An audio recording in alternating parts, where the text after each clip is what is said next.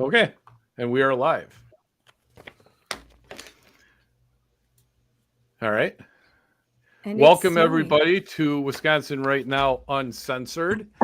I'm your the co-host, Jim Pivovarchik, Wisconsin Right Now. Got my fellow co-editor at Wisconsin Right Now, also co-host Jessica McBride, and we have Scarlett Johnson, also co-host. And today we will be speaking with Representative Robin Vos, and he is standing by in the green room right now. We are going to be asking him all the tough questions, everything that people have wanted to know. There was recently a new Gateway Pundit story we're going to talk to him about. We're going to talk to him about drop boxes, abortion, Supreme Court. Wow. So we've got a full lineup here. So we will be bringing Robin on. All right. Speaker Vos, can you hear us? I can hear you loud and clear. Hello, everybody. Excellent. Hi, Robin. How are you? For joining us. I am wonderful. What else is there to do tonight besides watch us on this snowy evening? Everybody's stranded at home, excited to listen. I know. It must be so riveting. The roads are getting bad. Go ahead, Jessica. No, go ahead. I was just going to comment, roads were getting bad. I just got home myself, and they're getting bad, and I know the kids are wondering if they're going to have school tomorrow. Why does it seem like these snowstorms always hit on Thursday nights? Well, it's not perfect. I have a flight tomorrow morning at 5:30 in the morning to go to my stepson's wedding in New Orleans, so planes are going to fly. I'm telling you. You may not get out of the airport. You don't like the weather in Wisconsin, wait 10 minutes, but that's true. So I wanted to jump in and cut to the chase. And thank you for joining us. And I just want to tell everybody, this is completely live. We didn't give Robin any of the questions. He didn't ask for any of the questions, which we appreciate. And we appreciate your time. What I wanted to know is why you think in some corners you've become a villain. And I'm not saying that to, I don't know, start negatively, but I've known you for maybe over 15 years. Mm-hmm. And I have never once thought that you weren't a conservative, to be honest with you. Your CPAC ranking bears that out. You have one of the most conservative legislative records, in Wisconsin. And yet you've become this sort of, Austin Powers villain or something, James Bond villain in some corners. Why? Boy, I wish, Jessica, I could answer that. I mean, I've thought a lot about it, and I think part of it is, I think I have a twofold answer. Number one, if you look anywhere across the country, when I go to national meetings of Republicans, when I go to groups of conservative legislators, or even legislators in general, really for 20 years, Wisconsin has been kind of at the forefront. Remember, they called it the Cheesehead Revolution. You had Reince Priebus, Scott Walker, Paul Ryan, to a lesser degree, myself and a bunch of others in the legislature. And I think we kind of set the standard. People were used to major things happening in Wisconsin. No doubt about it. I mean, from protecting the unborn, concealed carry, Act 10, voter ID. I mean, the REINS Act, you name any reform in any part of government. And we did something in that area. Now, could we do more? Yeah, we can always do more. So, yeah, there are always critics who say, if you cut taxes by $1, it should have been $2, right? I mean, there's always people who can be critical. But I think then Governor Evers wins, and an awful lot of people forgot how government really works, that you have to have a governor sign legislation if you want to make changes. You have to have a court that upholds it, and you have to have a legislature that passes it. But we are one leg of a three-legged stool with attacks from the left. So when Donald Trump made accusations that the election in Wisconsin was stolen, look, a lot of us had concerns. I've said it, I can't be more public about it. There were problems in the 2020 election, but I've also said, and this is what I think upset a lot lot of you can swear on our podcast, Robin. It might be more entertaining. Yeah. Thank you. But I think an awful lot of people looked and said that somehow because we couldn't overturn the election, that it's a cabal on the right. I mean, this is where Donald Trump was wrong. We did everything that we could. But for some people, it's never enough. So I guess some people on the right have to have a villain. A lot of people on the left have to have a villain. For whatever reason, I guess I fill that void in some people's consciousness. I kind of like the fact that I'm in the heads of a lot of people on the left. But the challenge is on the people on the right, I don't expect accolades, but looking at all that we've done and all the bad stuff that we've stopped, I don't get it either, Jessica. But how bad has it gotten personally? I mean, I will say since the election has been actually pretty good. I mean, I'm not going to exaggerate. I was in Stevens Point last week on the way up north with some friends. I stopped at an Arby's for lunch. This guy looks at me and says, "You look kind of familiar." And I always get that. I'm always like, "Oh yeah, people say that." And I kind of blew it off. But he said, "Are you the Speaker of the Assembly?" And I said, Yeah, I am. The guy behind him said, "Thank you for standing up to Trump." And this guy tells me, "Thank you for all the stuff you did under Governor Walker." Right. So I think there's a lot of people out there who are starting to get it. Now, if you're certifiably insane like Adrian Melby, or a whole lot of people on the far crazy nut job right, it's never going to be enough. And they are 24/7 critics. And, well, you went right for the jugular vein there, Robin. Well, it's true, right? I mean, she is certifiably insane. I mean, there's no doubt, there's no other way to put it. And there's probably literally 100 people statewide on Facebook like that, and they gin up another couple hundred people. But when you go out and talk to actual people, like in person, at an event, talk to people, there's almost no one like that. It's only a social media phenomenon and a few crazy people that, the world is filled with that we just have to put up with. What is the effect of that on the Republican Party in Wisconsin?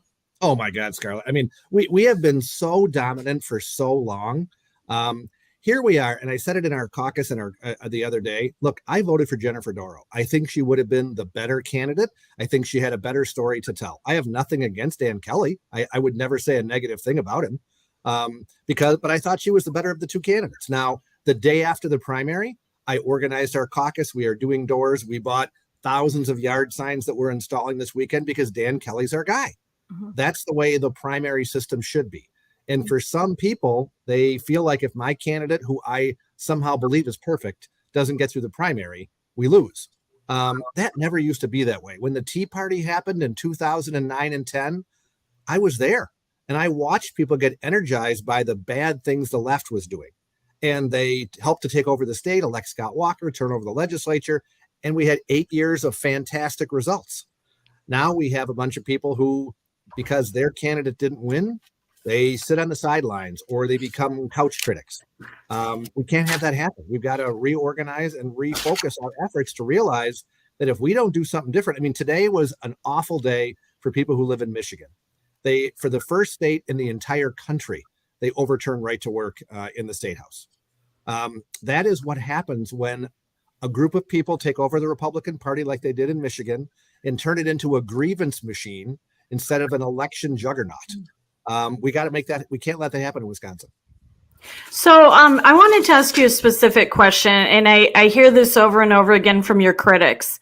Sure. So I want to get away from personalities. So you mentioned Adrian Melby. I just want to state, for the record, I don't know whether she's certifiably insane or not certifiably insane. She may be perfectly sane. I blocked her on my personal Facebook page because I blocked her to keep sort of order on my Facebook page. But I have no opinion on, her mental status. I really don't know her or anything like that. But what I wanted to do is move it towards specifics. And we hear over and over and over again, you criticized for drop boxes. And so it seems to center on this letter in September 2020 that was sent to the Madison city clerk by you and Scott Fitzgerald, when he was in the legislature. In it, so we looked it back up, you criticized the Democracy in the Park event that we've all heard about a million times, and you instead suggested in this letter, and it's from the letter, not reporting on the letter, that voters drop ballots in quote-unquote authorized drop boxes that were secure and locked. So I guess the question is, are you for drop boxes now? Were you for drop boxes then? How do you explain your comments in that letter? And have your positions on drop boxes been misconstrued? And if so, how? Sure. Well, that's a lot of questions, but okay, let me start at the beginning. So, and this is the challenge that I feel like we have an awful lot of times is people live with revisionist history where they remember things that conveniently fit their set of facts.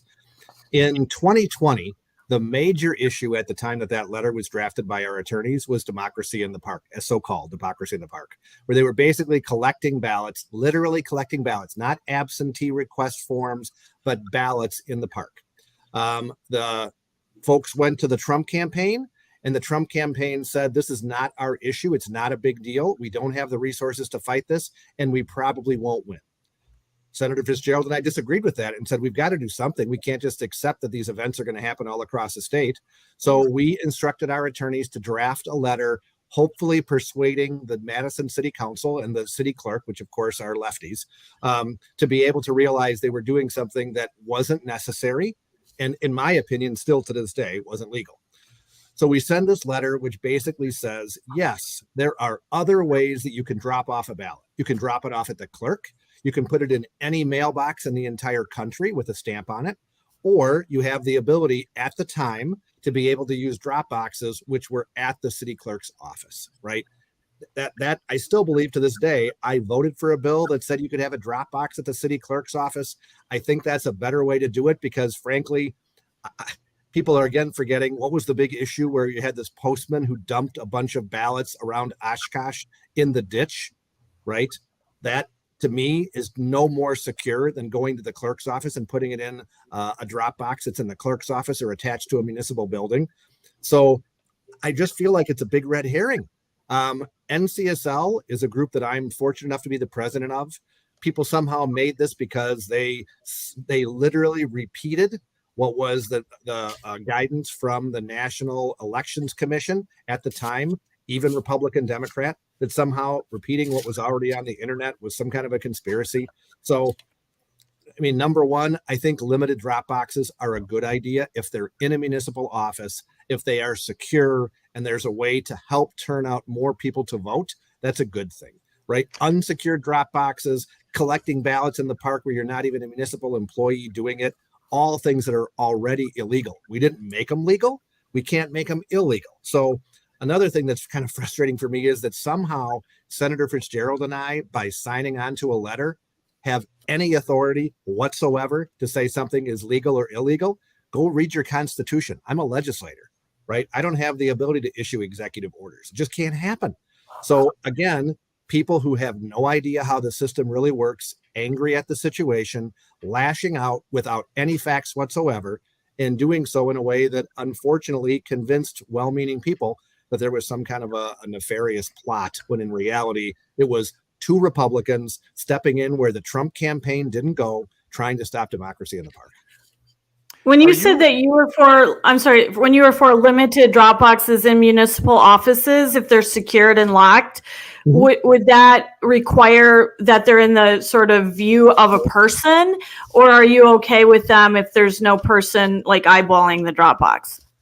Yeah, I mean, so I'm okay with that. I mean, basically what we voted for, and I think... Okay with what specifically? Yeah, let me just say, we voted for a bill, and I don't know if every Republican in the assembly voted for that, but the vast, vast majority did, if not everybody, that would have basically said you could have a drop box in a clerk's office, kind of like a safe, right? Like when you go to the bank and you drop something in the overnight deposit, it's only picked up the next morning by somebody who's authorized to do so. It would have been the exact same thing. You could walk into a clerk's office and hand your ballot to the municipal clerk perfectly fine.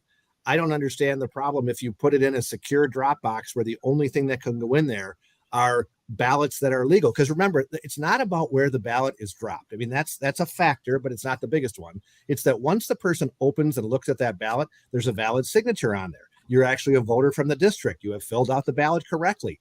Those are the things that we need to be obsessed with so people follow the rules. Whether or not, you have a video camera, so people put those in there.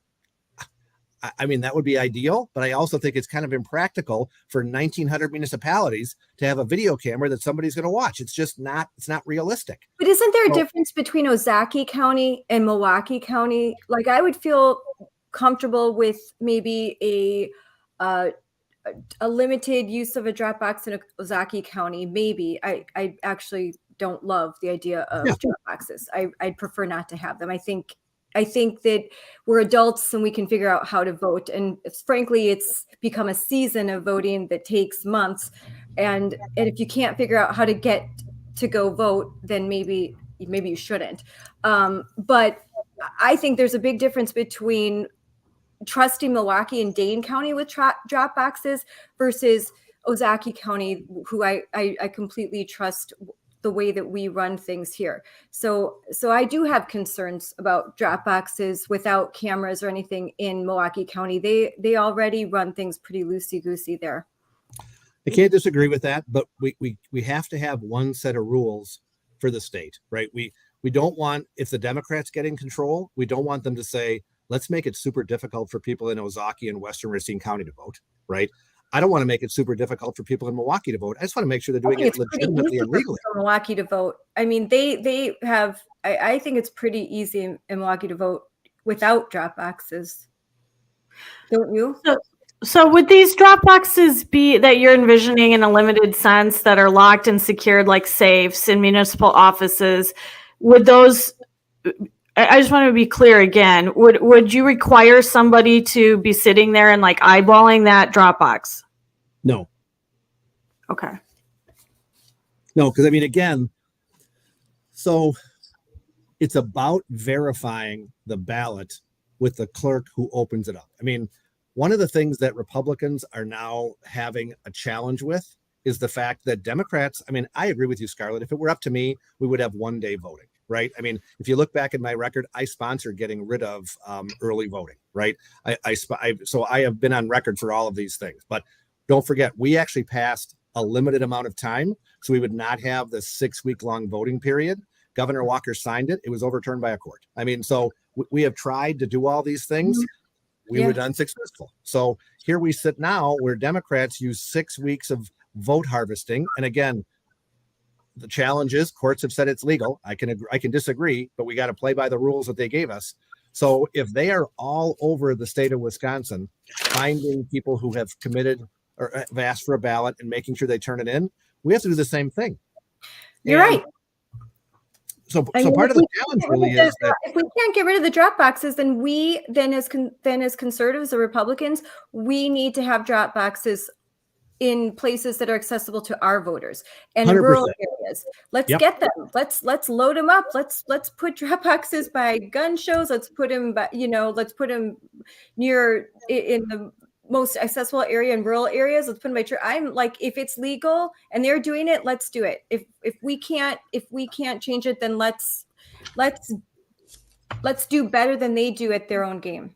100%. It's the same thing with early voting. I mean, that's why, I mean, if you look at 2004, as far back as that, we were one of the best states in the country with our early voting mechanism where we mailed out absentee request forms. People would get ballot request forms in the mail, and we did really well. Now we have kind of shied away from that. And if you look, it's pretty challenging if they start out with a couple 100,000 vote lead, and we got to make sure everybody turns out on election day. I mean, we have gone from a party where we had the most reliable voters to one where we need to make sure we turn out every single voter because we have more casual voters. I mean, it's a big problem. So I wanted to switch topics, if that's okay. And I want to take a question from the comment thread.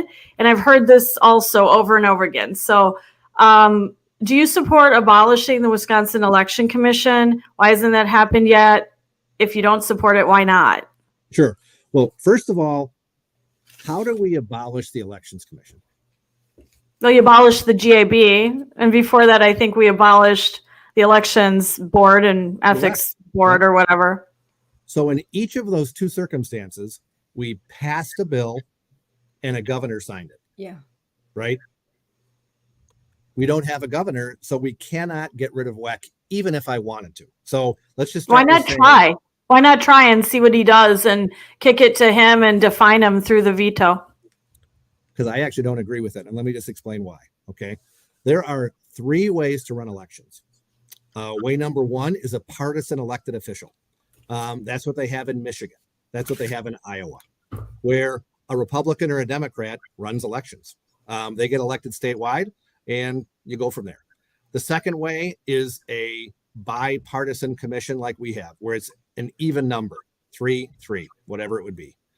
The fourth way is to literally have no state elections commission at all and allow every decision to be decided at the local level. Well, you legitimately can't do that. We need to have some oversight of Milwaukee County. I don't want to have Doug LaFollette, because remember, the Secretary of State for the past 50 years has been a Democrat. Do I want to take a chance that Democrats are going to have unilateral control over the entire elections commission? I don't. So we kind of have the best of three worst options, which means you have 3 Republicans and 3 Democrats who watch each other and make sure that unless they agree, kind of the status quo remains. So for people who say we should give it to a partisan elected official, I just don't agree with that. For people who say we should allow it to be at the local level, so you want Dane County and Milwaukee County running it with no oversight whatsoever? I don't. So this is again, people don't like WEC, so let's get rid of it. Well, however, you agree though, in the 2020 election, WEC was broken, right? Christopher Schmaling and Racine made a really strong case, alleging that the election commissioners had actually committed crimes, in their handling of special voting deputies in nursing homes. That's just one of a string of things. We had these screaming left-wing Joe Biden donors, Ann Jacobs and Mark Thompson, these trial lawyers from Milwaukee who seem to be controlling the whole thing, even though you're right, there was an equal number of Republicans on there as Democrats. So do you acknowledge, like in 2020, WEC didn't work? Well, it depends on what you define as working, okay? I agree with you that on certain circumstances, they are nowhere near aggressive enough for me. I agree with you. But again, the system is built around the idea that it's 3 Republicans and 3 Democrats. I don't think WEC should be the decider of whether or not somebody commits a crime. I think it should be a district attorney and a sheriff and the criminal justice system deciding whether or not somebody breaks the law, right? So that's a flaw in the way that WEC was designed that I would be perfectly fine with fixing, because my understanding is that election-related questions have to first go to WEC and then they can go to a district attorney. I'm not an attorney, but that's what my understanding is the way the system works. Well, I would prefer just to have the district attorney investigate a crime, just like they do if somebody commits a theft or if somebody, steals a car. So, I mean, the 3-3 thing works on paper, 3 Republicans, 3 Democrats. I think the criticism arose in part from, that we had fairly weak Republican members. One was your appointee, Dean Knutson. I think he actually was involved in the legislation to create WEC in the first place. Yep. And now he's gone. He resigned. You replaced him. Can you talk about the appointment of Dean Knutson and all the criticism that swirled around him? Did he do a good job or not? Yeah, I mean, Dean Knutson, if you ask anybody who served with him in the legislature, one of the smartest, most capable conservative. Don't forget, he was a county chairman. He was a mayor. There is nobody who should ever doubt that Dean Knutson is a proud conservative Republican. Every once in a while, people have different viewpoints. Dean thought that in the middle of the pandemic, we should figure out ways to help people vote where you didn't have these special voting deputies going in. I disagreed with him. I told him I disagreed with him. I didn't like that decision. That didn't work out too well. I agree 100%. And I told him that. But he's not some villain. He's not some lefty or liberal or somebody who didn't want Republicans to win. He had a difference of opinion. And that's what I'm also finding on the right, that people somehow believe if we're not always in agreement, you're a rhino, right? You only agree with me 95% of the time, you're a rhino. And I would disagree with that, but there's a difference between being a good, solid Republican conservative and being a Republican who can withstand the woke. Because when the woke come for you, are you able to stand against it? So you can have a very good, solid Republican, a good conservative, but when the woke target them, they fold. They just cave. And that's what I see the problem is with the Republican Party as a whole. It's not that that I don't think they're rhinos. I just don't think they have what it takes sometimes to stand against the woke, and they're bullies, and you have to stand up to them. You can't cave. If you try to compromise with them, they have you. They're bullies. And so I just think that's overall a problem. And with WEC, I think was a big problem. They just could not stand up against the force of the whole barrage of woke when it came for them. Everybody can have their own opinion. If you look at the votes that actually happened, though, I would encourage you to show me the votes where the 3 did that, right? Now, there's one time, and this is one thing that I can explain to people, and sometimes maybe it makes a difference, maybe it doesn't, okay? So the way that WEC is constituted is you have 3 Republicans, 3 Democrats, right? So what happens is the majority leader and the speaker forward names for a clerk, 3 Republican names, and the governor gets to pick one of the 3 Republicans. That's just the process that we set up. It's the way it is. Bev Gill was a great member of the commission.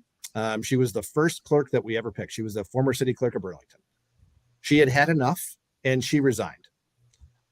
We forwarded 3 names on to the governor, and he did not immediately fill those positions. There's no deadline requirement.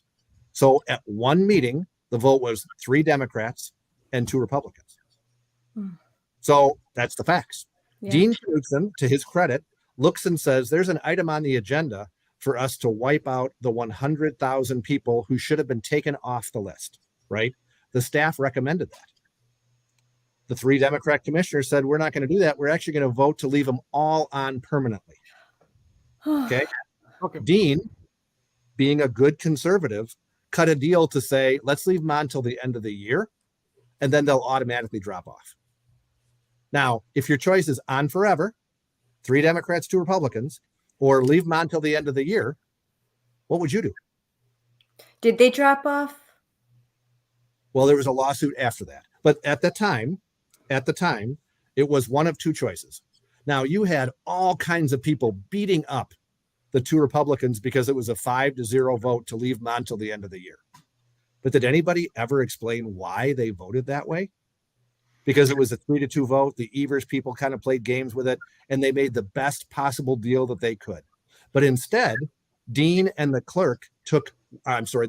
other appointee took withering criticism, saying that they were nothing but a bunch of stooges for the left. Do you acknowledge that Dean Knudsen made some wrong votes, though, in the context of the 2020 election? I mean, Christopher Schmalling, I'll go back to that. I think he's a heroic sheriff, and he referred Dean, among others, for criminal charges. I mean, they weren't issued by Democratic district attorneys and a couple of Republican ones. Do you think Dean Knudsen made mistakes when it came to his votes? On the one vote, and this is what I told Dean this to his face, so it's nothing that I haven't said to him privately or publicly, frankly. On the vote where they said that they were going to tell the special voting deputies not to follow the law, to ignore it because of COVID, that was wrong. No one should be able to, if you don't like the law, you got to change it. If you don't like the law, you got to go to court and have a judge say that law is null and void, right? That's our process. A bunch of people, well-meaning or not, cannot take a vote to ignore the law. And that's why I think it was wrong. I told Dean it was wrong. It was the wrong move, period. And that had a huge impact. I mean, that was a very impactful decision. When you make a decision that bad and that wrong, that doesn't mean he's a rhino, but it was a terrible decision that had a serious consequence for the 2020 election in Wisconsin. And frankly, why would they trust the 3 Democrats on the commission that, their scouts honor that those 100,000 were going to come off by the end of the year? I think you have to assume that's not going to happen. They're not going to let that happen. They'll, as the experience with the Democrats in Wisconsin is, they'll tell you something and then they will not follow through, or they'll sue, or the level of trust there, I don't think it was warranted, in my opinion. No, and I respect that. But again, if the only 2 options are on forever or on till the end of the year where they automatically drop off. They're still on. Because a different court case happened, which once again happened in Dane County, had nothing to do with the Wisconsin Elections Commission. It was a liberal group who sued. There's nothing we can do about Dane County, right? I mean, that's part of the challenge that we have, is that if you want to have a lawsuit filed, Democrats find a liberal judge in Dane County, which means any judge. And they fortunately win far too often. So I would like to move on here if you can, you guys. We have a lot of topics we want to cover.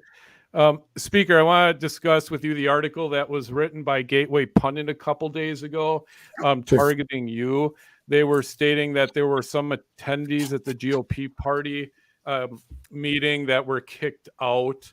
I think they said about 21 have been denied membership. There was threatened of police action if they didn't leave. Do you have any comment, and can you tell us a little bit about what happened? Sure. Again, so I am a member of the Racine County Republican Party. There are good, decent people who are there. We have had a constitution forever that says if you are a member of the Racine County Republican Party, you're going to support the nominee of the party. means that you can fight like the Dickens in the primary. You can do whatever you want to, support whatever candidate you think is best. But at the end of the day, once the primary is over, just like I say Jennifer Dora was the better candidate, but I'm a Kelly guy now, right? I supported Scott Walker, then Marco Rubio, then Ted Cruz, and finally Donald Trump, right, in the 2016 election. The difference is the people who were not allowed to become members of the party broke that constitutional rule by either making a financial donation. I think it was only financial donations, but you'd have to ask the party, to my primary opponent or other Democrats and Republicans after the primary. So Adam Steen and I had a primary. I won by 260 votes, closer than I think it should have been, but I won. So just like everybody else, you should focus on who's the real adversary, and that would be the Democrat. But if you said, look, whoever wins the primary, I'm going to stick with, if the Republican wins or loses, I'm going to pick my own person. Well, you have every right to do that. It's America, but it doesn't mean you have a right to be active in the political party of the county when you are breaking their rules and their constitution. So that's the rule that they made, and it's why they did that. It's not a decision. How long will the people be banned for? I have no idea. You'd have to ask the party. Okay. Who was it, I guess, hang on. Who was it specifically that made the call to prevent the people from coming in and to ban their membership? I think it was the executive committee of the county party. Okay. And again, what about, it's not even make that decision. It's in the Constitution. What about people who weren't members yet who supported Steen and then tried to join the party? Were they banned? That's a question from the comment thread.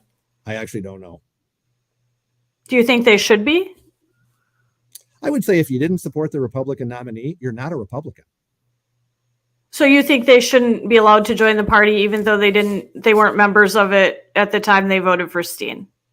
No, I don't think so. I mean, I think if you're not supporting a Republican, you don't join the Republican Party. Shouldn't there be a place in county parties to grow it and welcome people in who maybe had differing views in the past? Like, for example, let's just forget you and Steen. You know, is someone who used to be a Democrat, but now they've seen the light. I don't know how many people there are like that out there, but I hope there's some. I know there was that movement. Yeah, right. And let's say they voted for Tony Evers, but now they regret it, or they're seeing all the ridiculous things he does, and they want to come into the Racine County GOP. Well, shouldn't they be welcomed, people like that? Yeah. I mean, most of those people, I agree with that. What's the difference with Steen voters if they've seen the light and now they want to come toward the light? Because they haven't seen the light. How do you know? Because instead of trying to find a way to say, hey, let's volunteer, why don't we help raise resources or knock doors for somebody, or I'll volunteer to be at the county fair. Their entire intent was to try to come and be disruptive, just like the woman who was there who tried to record me and make a big deal out of it. I mean, these people have a vendetta that I just don't understand, right? But again, they have every right to be active wherever they want to. They can go and form their own party. They can go and do whatever they want. But this idea that you're going to take people who don't appreciate that a primary means something, and that when a primary is decided, we're supposed to focus on why the Democrats are the wrong choice, not keep arguing amongst ourselves. I mean, Scarlett said it earlier. How do we make sure we try to get this political party united? It's by saying that when a primary happens, we circle the wagons and charge full speed ahead. We don't keep arguing with each other. I mean, at the Alamo, did they argue what was for breakfast as, Davy Crockett was trying to get everybody to rally around the flag? No. And that's where I feel like far too many of these people have lost sight of what the true prize is, which is stopping the left and realizing that if we don't band together, they're going to end up winning.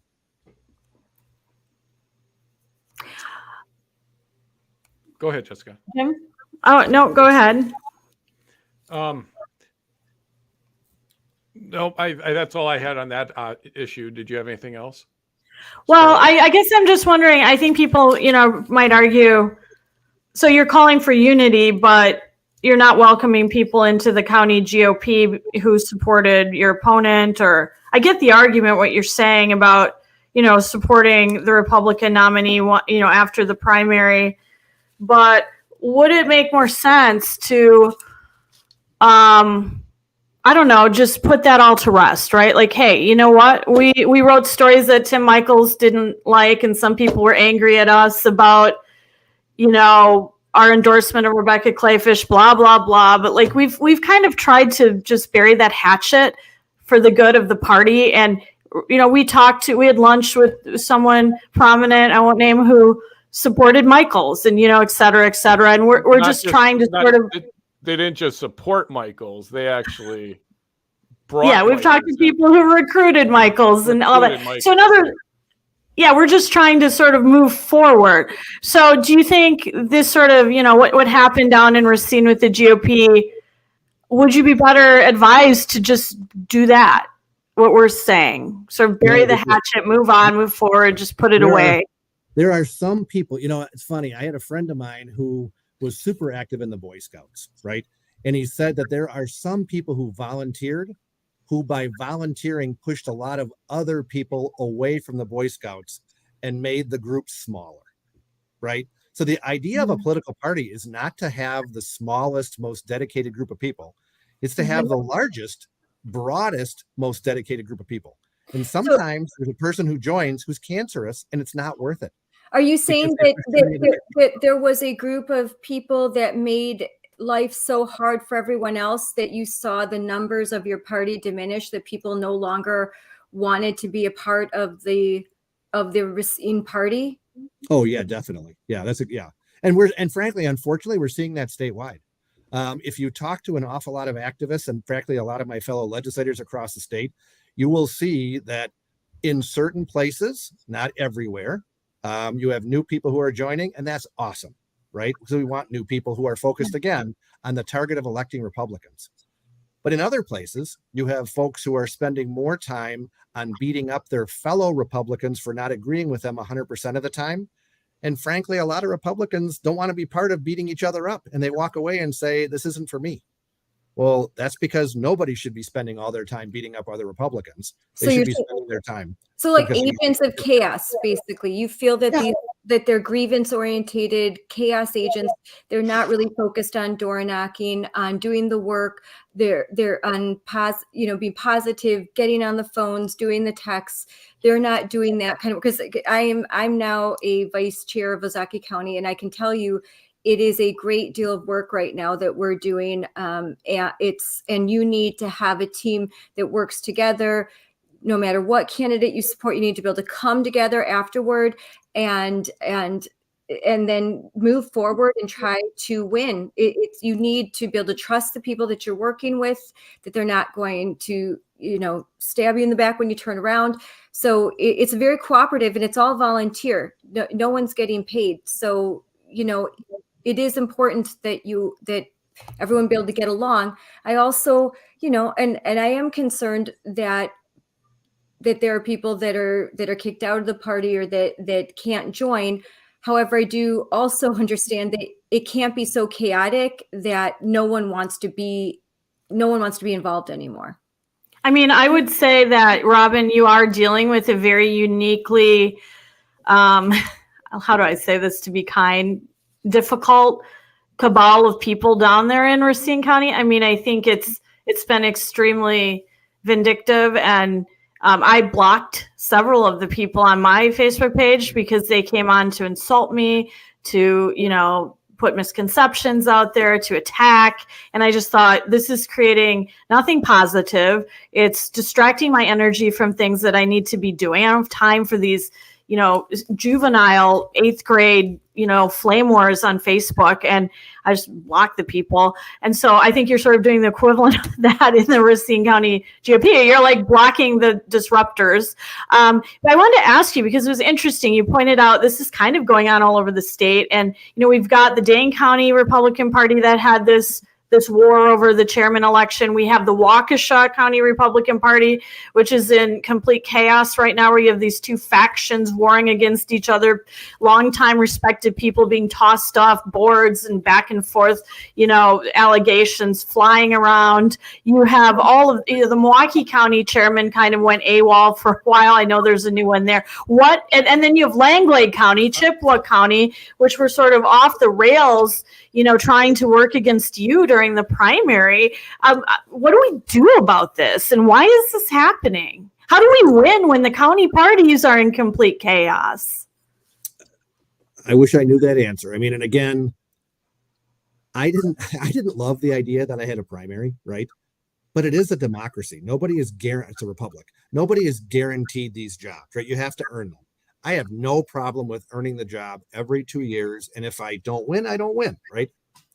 But the difference is once the primary occurs and it's a Republican and a Democrat, or the Republican's been selected or whatever it is, you take your eyes off that prize and focus on the one that is more important, electing Tim Michaels, electing Ron Johnson, making sure we have a veto-proof majority. So what did Langlade County do with all the resources they raised? Did they direct it toward competitive races to get a veto-proof majority? No. They broke the law, coordinated illegally, secretly recorded, and now we have proof. And they spent that money hurting Republicans. Well, you shouldn't be in the Republican Party if you are going to spend dollars that are raised to help Republicans against another Republican. I mean, that should just be an easy rule for us to adopt. To what extent do you To what extent do you blame Donald Trump for the division in the state? Oh, he's a big reason. I mean, if Donald Trump is the nominee for our party, it's going to be Watergate in 2024. I mean, we have got a major problem with somebody who, I mean, I watched his CPAC speech and I turned it off because I was embarrassed. Look, I am proud to be a Reagan Republican. I am proud that I helped work for George Bush. I was a delegate, right, in 2004. I'm proud that Scott Walker. I mean, all these people that Donald Trump makes fun of. I mean, the very fact that Donald Trump makes fun of Mitch McConnell's wife because she's Asian American, that should be disqualifying. It's embarrassing that a grown adult does that, right? But for some reason, people who want theater think that's important. Well, I don't. I'm a policy person. I want actually results. I don't want a bunch of name calling. I don't care if you're running for school board or the president of the United States, right? We need to have somebody that we can rally around. That could be, I like Ron DeSantis. I think Glenn Youngkin's great. There's a lot of other choices who would make our chance of winning better. Well, I love Ron DeSantis. I do, but you know, you have to look what happened with in Ohio. There is Trump where he's at McDonald's. He's with the people. He has a connection to working class people, the forgotten man, and he genuinely enjoys their presence, and they enjoy his. He's able to reach out to people where they're at, and I think we can't discount that. And I think that maybe a lot of the problems that we see in some of the county parties across the state. I know I was part of a county party where where we challenged some of the people that had been in positions for a while, because we wanted, honestly, we wanted a more vibrant county party. We didn't feel we were heard. We felt it was very much a good old boys kind of situation sometimes. Not that there weren't really good people working. It wasn't about that anyone wasn't a good person or a good Republican. It's just sometimes it's time for new blood. It's time for new ideas. So I wouldn't lump every county party turnover with sort of a chaotic situation. I think sometimes things just require new blood. And I also, and listen, I love Ron DeSantis, okay, and I'm with Moms for Liberty, and he's amazing, and everything he's done in Florida is great, and he is an example to me of a true Reagan conservative who's competent and who's able to. He has all the pluses of Trump without the baggage, in my opinion. But I still, I still voted for Trump. I'm not at all a never Trumper. I'm not going to disparage him. That you can turn on MSNBC and watch that, and mainly because I know so many people in my family and my friends who they very much support Trump, and I completely understand why. And I hope that. I'm glad we're going to have a primary that's combative. I want them to fight, and I want the best conservative to come out. And I hope that the primary serves as a way to make them more conservative and tougher. And when it's over, I want us all to come together. You're exactly right, Robin, that we need to come together after these battles. So let me ask you this. So the point of a primary in my mind is to get the best. William F. Buckley said, I vote for the person who is the most conservative, that's the most electable. That's true. So if Donald Trump cost us the U.S. Senate. He cost us House seats, and he literally helped to drop the numbers down in almost every state where he endorsed. How in the world will he be the strongest nominee? I can't see any circumstance where Donald Trump brings new people in that didn't vote for him in 2020. I don't think he's going to be the nominee.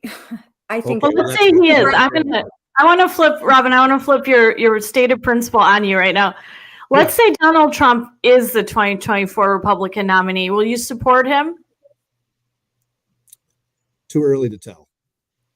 But you said that to be a true Republican, you have to support the Republican nominees. Yeah, I agree with that. And that's why we have to go through the primary. We have to go through the entire process. You know, if I am nominated again and I serve, I expect every Republican will work to elect the Republican nominee. Will you work to elect Trump in 2024 if he's the Republican nominee? Well, I'm going to start by doing everything in my power to make sure he's not. But if he is, will you work for him? I mean, will you help him? I don't deal with suppositions. I mean, I have never voted for a Democrat for president. I can't imagine doing so in the future. So would you stump for him? I think we have to say, even if you support Ron DeSantis, I think you have to say yes, because in reverse, I would be extremely upset if anyone who supported Trump in the primary did not turn around and support Ron DeSantis if Ron DeSantis were to emerge victorious. So in the same vein, I think that if you support, I want Donald Trump to agree that he's going to endorse and campaign for whoever the nominee is. I want that too. Yeah, I want you to say that too. Like, I want him to make sure he's going to do that, because what if he loses and he spends all of his time costing us the presidency? So I just want to kind of go on a little stem winder here. So I voted for Trump 3 times. Yeah. I'm among those in Wisconsin that also voted for him in the 2016 primary. I obviously, as with everybody, periodically really get angry and frustrated with him, far more so since he started doing all this decertification stuff, which I think he just needs to stop doing. I was furious when I thought he cost us the Senate. I didn't like the assaults on police officers on January 6th, et cetera, et cetera, et cetera. We could go on and on. But if he's the nominee in 2024, I guess I'm a little bit taken aback that you would not say that you would then push him, support him, help him if he's the nominee for the Republican. Saying if the Republican Speaker of the Assembly is running for re-election, you would assume that the President of the United States would support the nominee of your party, right? Yeah, well, what he did to you, let me be clear. I also want to say, I think what he did to you was unprecedented and was appalling. And I mean, I wrote that on Facebook at the time. And what he did to Rebecca Crayfish too. Yeah, Jim and I were. Yeah, Jim and I were at that rally. But hold on a second. There was a difference because I disagreed with what he did, but it was a primary, right? Once I won the primary and he endorsed somebody running against me who wasn't a Republican, that to me means Donald Trump kind of left the reservation. So I don't think I owe some kind of fealty to Donald Trump when he didn't have the decency to say, I'm going to endorse the nominee, or even just stay out of it. Right? That's not, to be very clear, so when Jim and I were at that rally and he went off on you like that, and then he went off on Joel and Rebecca Clayfish, like I was disgusted. Mm-hmm. We wrote a column saying that. He called you a Democrat, which you are not. I mean, people can disagree with things you say or do, but you are not a Democrat. You have a very conservative legislative record, like I said before. Rebecca and Joel did not deserve, I mean, they are hardworking conservatives, and none of you deserved, the broadsides and the absolute sort of avalanche of insults that he heaped on you that night. And I thought that was really wrong, and I can understand why that would upset you. I personally think, however, if he comes out and he is the nominee, people need to support him against the Democrat because they think his policies are vastly superior. And I personally think his greatest legacy is giving us the U.S. Supreme Court that we do have. So there's obviously a clear benefit to having Trump and his policies and Supreme Court picks over somebody like Hillary Clinton or a Joe Biden. No, So I agree. So Robin, I'd like to know, can you fill us in on what the conversation was that you and Trump had on his plane? good one, Jim. I could, but I'm not going to. Oh, come on. We want to know. No, it's okay. Okay. Can you give us a hint? A little piece of it? A little tiny piece? He's even worse in person than you think. In what way? That's all I'm going to say. All right. Okay. All right. Moving on. Inquiring minds want to know more, but okay. I think he made it clear he doesn't want to comment on that. Okay. Yeah. It sounds like, according to headlines today, that Trump, it looks like he may be criminally charged. Do you have any reaction to that? I actually didn't see that today. I was doing other stuff. No, I didn't see that. Was it the New York Times and all over the media? And again, what I would say is, look, obviously, I have no. Although Ron DeSantis was competently running his state. Yeah, exactly. But I would say, again, I have no love for Donald Trump. But I also think that all of these charges and this January 6th stuff and all that, it just feeds into his narrative. I just think it's an example of overzealous political prosecutors doing things that they're not going to win. This is all about a political end game for Democrats. It's not about legitimately going after stuff. So, I just think that's also wrong myself. Well, they've weaponized the FBI, they've weaponized DOJ, they're weaponizing DA's offices and U.S. attorneys' offices around the country to take Trump out. He also commits a lot of unforced errors himself, I think. But, I guess from my standpoint, I really just want Trump to stop talking about 2020 and focus on the failures of Joe Biden today. I think that the electorate doesn't want to look backwards. Most people, certainly independents, we need to get over to our side to win the presidency. People, they're moved by campaigns that focus on promises of the future. Obama, hope and change. I'm not an Obama fan, but like the slogan worked for him. Trump's, great marketing slogan, "Make America Great Again." Those are sort of promises of hope for the future. They're optimistic slogans about what America's potential can be. Nobody really wants to look backwards to grievances all of the time. That's usually what the left is doing. They're usually running constant grievance narratives. So I really would love for Trump to just refocus his message on Biden and what's going on today. I do think that Trump has issued just recently some statements and put out some plans that are forward-looking, and I know on Tucker Carlson actually praised Trump for his most recent. He had just a whole bunch of policy proposals that were very forward-looking. So, you could hope there's two sides of Trump. There are sometimes, like I said, what I watched in Ohio, I loved it. I loved what he said. I loved what he did. I thought that was Trump at his best. And then when he goes on Truth Social, that's him at his worst. It's like get off. I would also say, every political campaign is supposed to be 2/3 about the future and 1/3 about the past, right?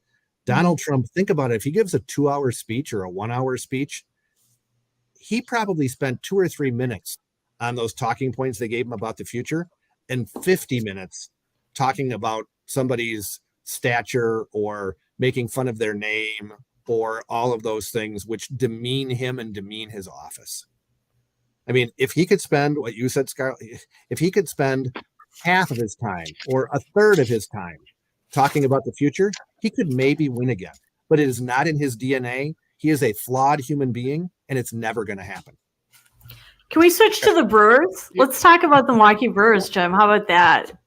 Sure. Yeah, let's I was going to talk about abortion next. Do you mind if I bring up my abortion question first? Oh, sure. We can do the Brewers after abortion. Yeah, we'll do Brewers after. Robin, switching up to abortion. Abortion is just it's really, really damaging the Republican Party in the state right now. I mean, I think it played a big issue in the governor's race, and obviously it's front and center in the Supreme Court race. And we struggle. We try to figure out how are we going to deal with the abortion issue so that the Democrats no longer are able to use it against us. I mean, they're leveraging this issue, and they're just, I mean, quite honestly, they're kicking our butts on it. And so I'd like to have a comment from you on how you think we need to handle it moving forward. Well, let me start by saying I am proudly pro-life, right? I think that we have the right position, period. Okay. But I have also realized when I ran for office in 2004 and in every election since, number one, I have been very clear in saying that I am a strong supporter of birth control. Number two, I have always taken a position to say that when someone is the victim of rape or incest, or if the mother's life is in danger, that is a different circumstance than when someone voluntarily chooses to, have sex with someone else. Okay.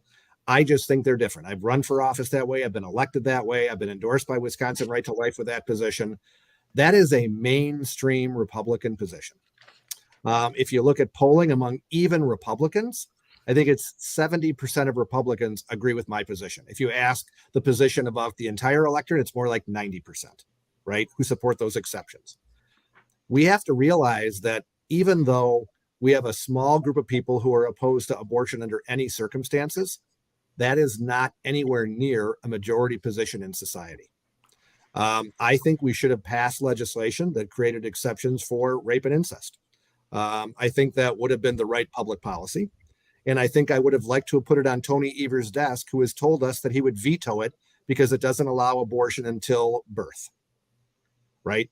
But some people are so doctrinaire and have so little ability to say, let's do the most that we can in the circumstances that we have and keep fighting for more. That's how Democrats win. That we're going to end up having this entire election wrongly for the Supreme Court, talking about whether or not the Supreme Court should overturn or should uphold this lawsuit that's being filed by Evers and Call. It's not a maybe. If they win, they will do it. So I am frustrated that we couldn't realize the bigger picture, which is to save the most possible unborn children, which means sometimes taking a small step back, saying, let's try to figure out how we get the most people on our side, as opposed to kind of stomping our foot and saying, this is what I want. And then we lose everything. I think it's a big mistake. Who are you talking about? Who specifically blocked it from going on Evers' desk and being passed? Well, my colleagues in the Senate have not had enough support to move the bill forward. So the Assembly had enough, right? You could get it out, but the Senate couldn't? I believe so. I mean, it didn't go for a vote. So I got to be honest and say, Okay. I'm pretty good at counting votes. I haven't lost any floor votes since I've been speaker. So I feel pretty confident we could have gotten there. But again, we have to have two to tango. The Senate didn't have the votes. So we're going to go to the election, unfortunately, with a position that is significantly more pro-life than any other swing state in the country. And I'm not saying that's a bad thing, but what I'm saying is we haven't done a good job explaining why some of the things shouldn't change. Now, I'll tell you one example of why I wish we had made a change. So I had a nurse that came to me who told me, she works in an OBGYN for a Milwaukee hospital, and said that they have a woman who is on the liver transplant list, and her IUD failed and she became pregnant. So they went and said, you have to terminate the pregnancy, because if you do not, you can't stay on the organ transplant list. I said, I can't believe that. That seems crazy to me. So they checked it out with their attorneys. I checked it out with our legislative counsel, and they said, yes, that's the way the law in Wisconsin, as interpreted in the 1849 statute, is. Well, that's problematic to me. I think if the mother's life is in danger, they should be able to figure out an answer that potentially maybe could say both. I don't think that's a bad answer, but I also don't think it should be no choices whatsoever, especially when we say that the life of the mother exception is in the law. Well, it's only if the pregnancy is directly related to causing her death, not if she has to have an organ transplant, because in 1849, there weren't organ transplants.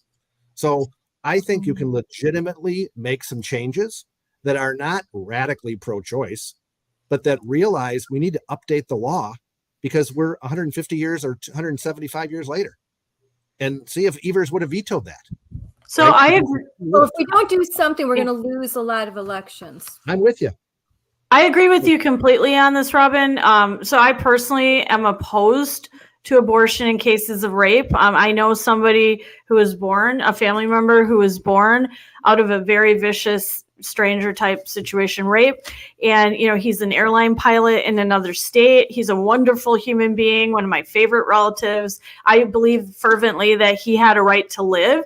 That being said, I understand that most Wisconsinites, probably even most Republicans, aren't where I am at. And I agree with you that sometimes, I mean, I would rather save some unborn children than none. And so I believe also that there is so much at stake in the state Supreme Court race. So many things that are so important are at stake. And this abortion issue is literally killing our candidates. And so I 100% think it would have been strategically the right move to pass the exceptions bill and put it on the desk of Evers and force him to take a stand and shift this narrative. And I'm very, very frustrated. You know, you get all the heat, but Devin LeMahieu in the state Senate keeps, you know, making a series of boneheaded decisions and won't do things that are just sort of obvious to help the Republican cause. And he gets none of the heat. And I'm really sick of it. I'm frustrated by it. I do think on this topic, I think Devin was in the right place, to be honest. But you'd have to. Why couldn't he get the Senate? Why couldn't he wrangle the votes? I'd like a little less talk on the flat tax and a little more talk on some of the things that really matter to all Wisconsinites from our Senate Majority Leader. You should have him on. We'll try. But then name names, like who blocked it? It wasn't him. Who blocked it? I wasn't in the caucus. So just various state senators just wouldn't. You should ask them. I mean, you should ask them, because again, this is one of those things where it's a pretty clear cut where the Wisconsin public is. And again, strategically putting it on Governor Evers' desk to show that there's a diversity of thought among Republicans. Yes. Right. I mean, there are people like you. A lot of Republican women that definitely are, they are concerned. And, what the candidate for the 8th Senate District, Dan Canoto, can tell you that as he door knocks, that there's a lot of Republican women that want to see that exception for the life of the mother and for rape and incest. And that's the reality that I think it's that doesn't mean that we don't continue to work to save as many unborn lives as we can. But I do think there needs to be that exception. I wanted to real quick ask, because I'm all about education. I just wanted to know, is there an area of compromise with Evers? Can we have any success in education? Is there anything that we can look for? Can we focus on education literacy? Can we switch to the science of reading instead of whole language, which has been disastrous, absolutely disastrous? The Lucy Calkins method, whole language, has been an absolute disaster over the last 30 years in education across this country.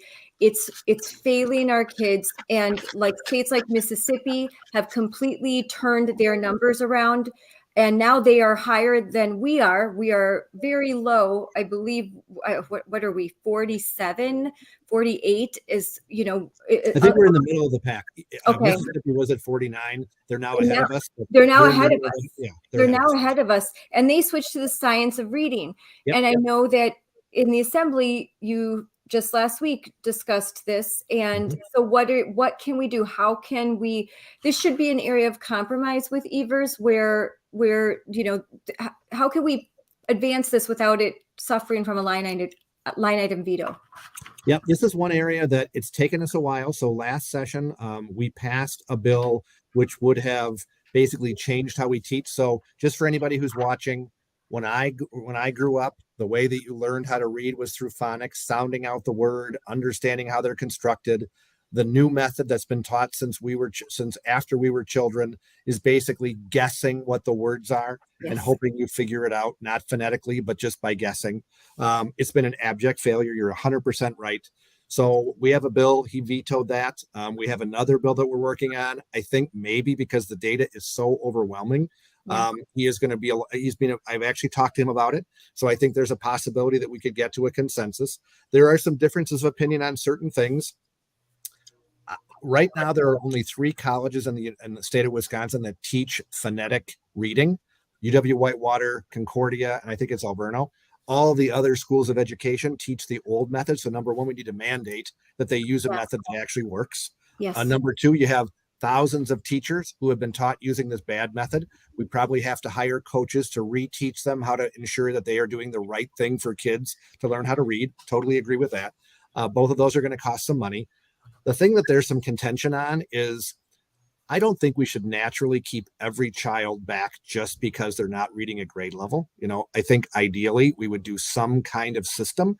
So right now, if you're in 8th or 9th grade and you can't read, you're advanced anyways, because they worry about the social promotion aspect of what's happening with schools.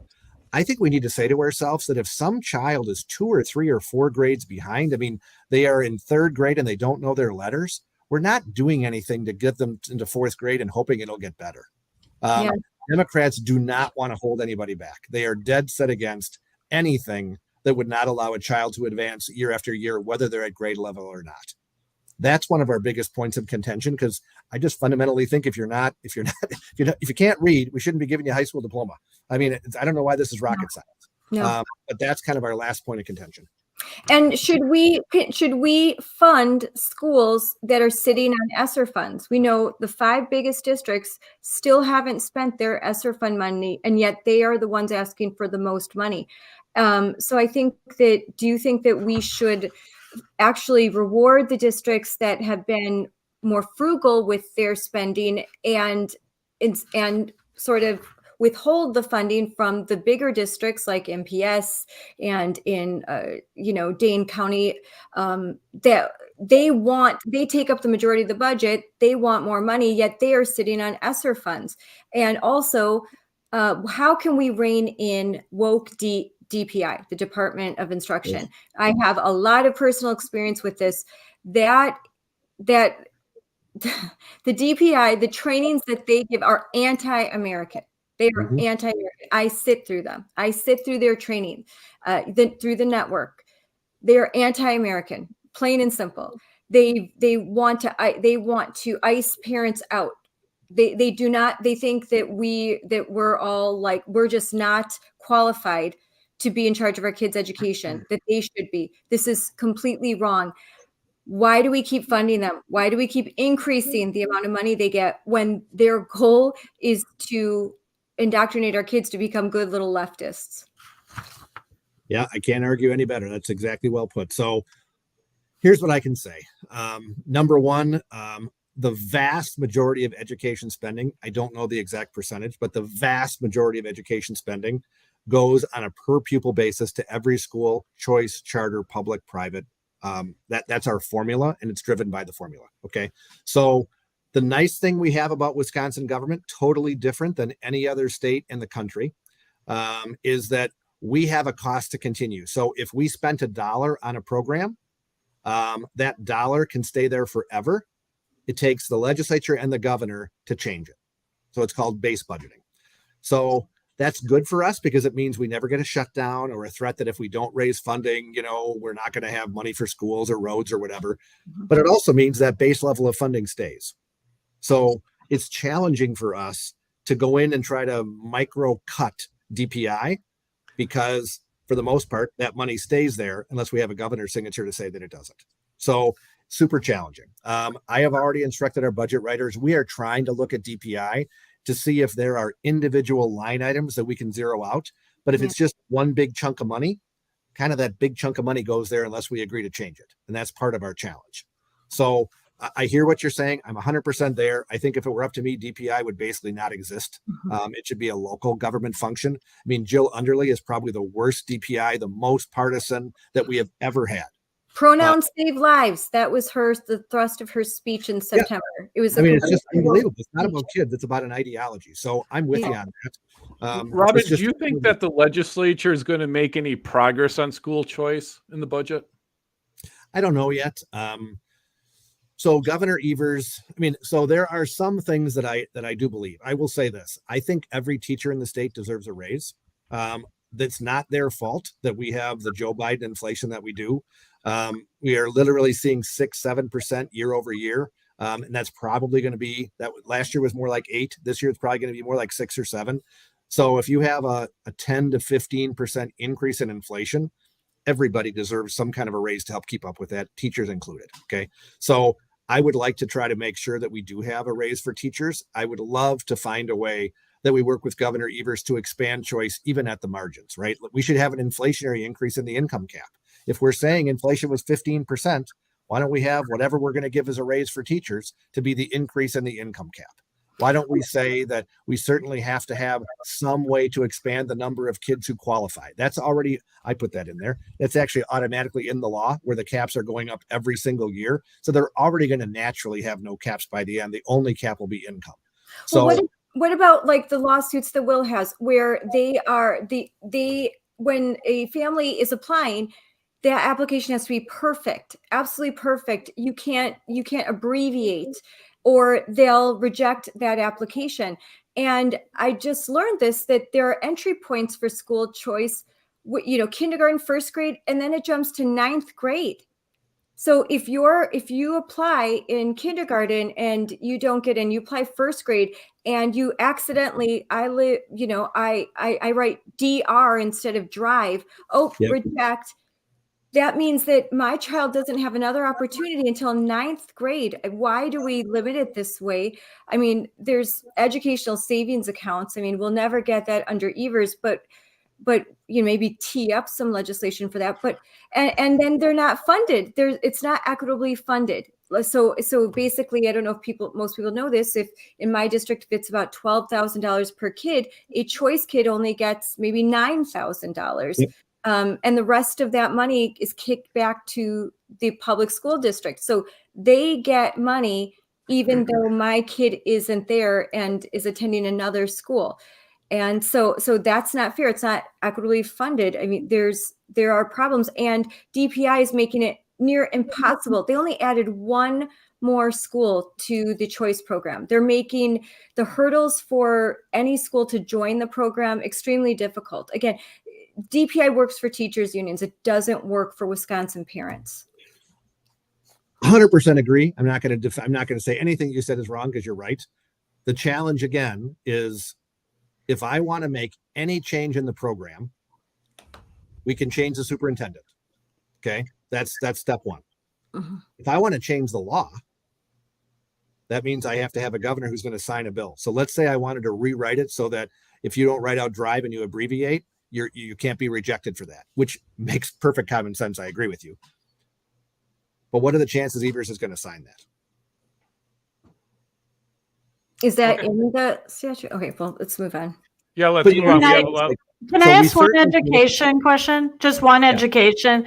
One thing that's sort of sticking in my craw right now is the discovery. I guess I've known this for a couple of years, but the UW system, the number of Wisconsin students enrolling in UW system schools has plummeted over the years. And the number of out-of-state and students from other countries that are enrolling in the UW system has skyrocketed. So I know, for example, I'm going to be personal here, like my daughter didn't get into Madison. She had a good grade point average. She struggled a bit her freshman and sophomore years because of COVID, almost straight A's her junior and senior years, et cetera. But, I know Whitewater's awesome. Yeah, she's going to the University of Cincinnati. She'll be fine. But I guess I'm just a little frustrated hearing stories, not just her. Let's put her aside. Other parents tell me the same thing where Wisconsin students aren't getting in. And the UW is basically plugging its revenue declines by letting in more students from out of state and out of the country at the expense of some Wisconsin students. And as a taxpayer, I find that very frustrating. Not that I don't like out-of-state students, but I think they're far less likely to stay in the Wisconsin economy, and yet our tax dollars are paying for this very complex bureaucracy, rather than, you know, cutting all of these centers they have and the administrative bloat and salaries and all of that. This is how they're turning to get more revenue. So I guess I was just wondering if you have any thoughts on that. Would the legislature ever be able to sort of cap the number of out-of-state students that can be taken into these UW schools as opposed to Wisconsin born and raised students? Yeah. So your point is again valid. I actually had a constituent whose son, white male, got a 36 on his ACT. Perfect. And he wasn't admitted to UW-Madison. He has been given a full scholarship to Loyola. No surprise at that. My own nephew, I won't say which one, but my own nephew got a 32 and he's on the wait list. So I certainly think that what we are doing is using not the best and the brightest, but other criteria to select who gets into the UW system. I don't know. I know for a fact that there is a floor on the number of Wisconsin students that get into Madison. There's not a cap, but there is a floor. So they have to admit, I don't know what the number is, but there's a minimum number, 3,000 or 5,000 Wisconsin kids that have to get in, which has been historically the number even before. So I don't think there's a smaller number of people that get into Madison that are Wisconsin students, but I get your point that there's probably a lot more who would like to go there. Now, I will say I just met with 7 of the 13 chancellors on Wednesday. And part of the challenge that we have is every other UW campus has room. So there are great schools everywhere. You don't have to get into Madison to be successful. You can go to Eau Claire or Whitewater, Superior, La Crosse, Stevens Point. There's lots of good schools. And we've somehow built this idea up that if you don't get into Madison, you're failing. Well, that's all. But I think Wisconsin enrollment's been dropping throughout the system, not only in Madison. And yet, you know, the out of state and the foreign enrollment has been, you know, spiking throughout the system. But we can move on. That's just an issue. That's a good question. I mean, because I do know, as you do too, part of our challenge is we have a major demographic issue that there are just fewer high school students and fewer high school graduates. That's an unfortunate fact. Well, true. I also think that their admission policies are probably they're probably equity based. I'm sure you're right. And that is unfortunate. How about the Brewers, Jim? Should we talk about that? Then I'm going to do 4 more minutes because I got to be up at 2:30 in the morning. Oh no, we got to get to the Brewers. All right, let's do the Brewers. Robin, I think just recently you said that the Evers $290 million plan is most likely dead. Is it? And what are you proposing for your plan? Well, let me start by saying that I hope the Brewers stay. And I think we should figure out a way to help try to get the best possible deal so that they do. It's important for Wisconsinites to realize, and we learned this with Governor Walker when he actually brought people together, tried to find the best deal for the taxpayers, and genuinely listened to Democrats and Republicans. And I think at the end, we put together a good deal. Okay. When a basketball player or a football or baseball player from another team plays in Wisconsin, that one game's salary, they pay Wisconsin income tax on. So if somebody plays 100 games and they earn $100 million, that means the $1 million that they earned in the one game in Wisconsin, they pay the Wisconsin income tax rate on that. They have specialized accounting firms that file a return in every state they play in. Okay. So if for some reason we do not have the Brewers in Wisconsin, all of those player salaries that generate dollars for the state of Wisconsin go away. That's a fact, right? It is a fact. If we do not have the games, the sales tax that's generated by the concession stands and all the ticket sales and everything else goes away. That's a fact. So there is an economic downside if the team leaves, just like there would be if any business leaves. So I think we have the ability to put together a package that retains the revenues that we generate from out-of-state player salaries and does it in a way that helps to make sure that our team has the resources. Now, another thing that I learned that I didn't know, there are two major revenue sources for a football team for a baseball team. It is TV rights and in-state sales, right? Concessions, tickets, all the paraphernalia that goes with it. Well, we have a small TV market. I think we're the second smallest in Major League Baseball, which means we have less TV revenue. They don't have revenue sharing like professional football does. And it also means that our stadium has to be state of the art and it has to generate the most revenue it possibly can. I think it means you have to have a modern, up-to-date stadium, which probably means we need to have enough revenue to keep the team viable to be able to go forward.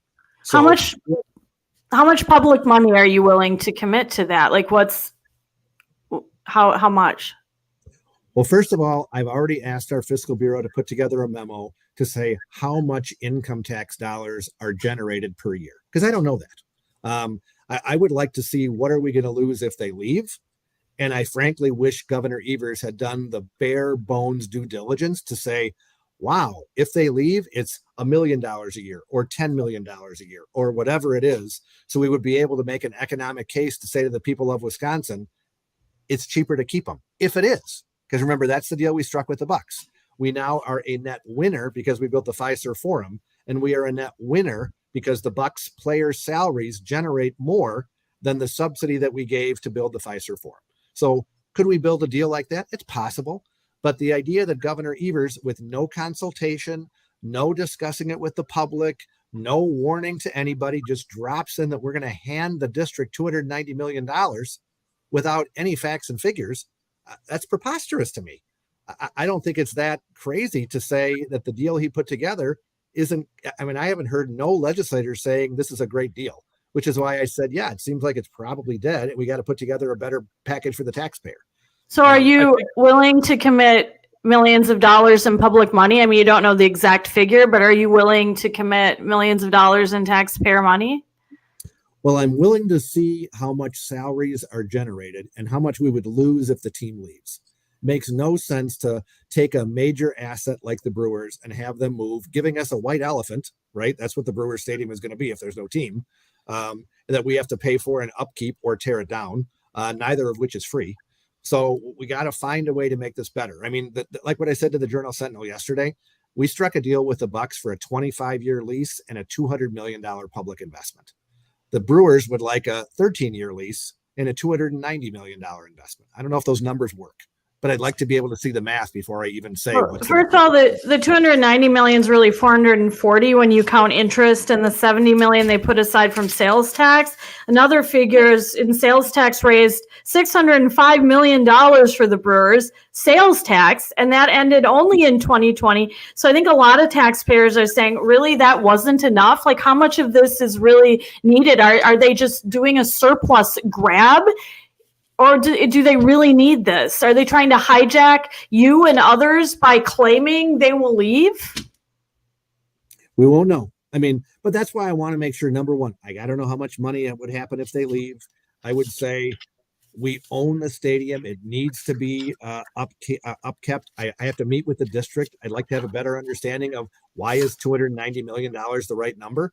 Again, all Governor Evers did was plop that number out there with no facts, no figures, no discussions. So I want to be more deliberate than he was. I want to make sure I understand before I say something is going to happen or not going to happen. All I know is that the plan that he put out there with no foresight, no thinking, no public backup of the numbers to explain why, and that's a major problem. So Robin, I know you said you have to go in a minute. I was hoping I could do a speed round with you. It'll take like a minute, okay? So I'm just going to say a few topics. Do you have a quick question, Jim? Yeah, I had a quick question, if you don't mind. Regarding, I agree that I want to see the Brewers stay also. But I am frustrated, like Jessica said. We just bought them a $605 million stadium. The sales tax just ended, and now here they are with their hands out again.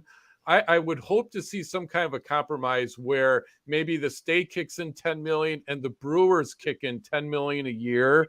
That seems to be more fair. Here we're in a hard time. Families are struggling. Why aren't we refunding some of that money back to taxpayers when these multi-million-dollar players and owners expect us to build them a stadium? Well, that you didn't really ask me about that yet, but I do believe we are going to have significant reductions in taxes. I mean, that's been a priority for Republicans every single year we've been in the majority. We have cut taxes. So I can't imagine this year will be any different. So have faith that we are going to focus on also putting more money in the hands of every single person who listens to this podcast and every single person who lives in the state of Wisconsin, if we can help it. So I'm just going to do a speed round here. We'll be really fast. I'm going to say really quick things. Just give me your quick, really concise answer. What will happen to the legislature if Janet Protasewicz wins because of redistricting? We will keep the majority because we have better candidates and a better message, but it will be an awful lot more difficult because they are going to draw pizza pies into downtown Madison and pizza pies into downtown Milwaukee because it's the only way they could ever come close to winning a majority.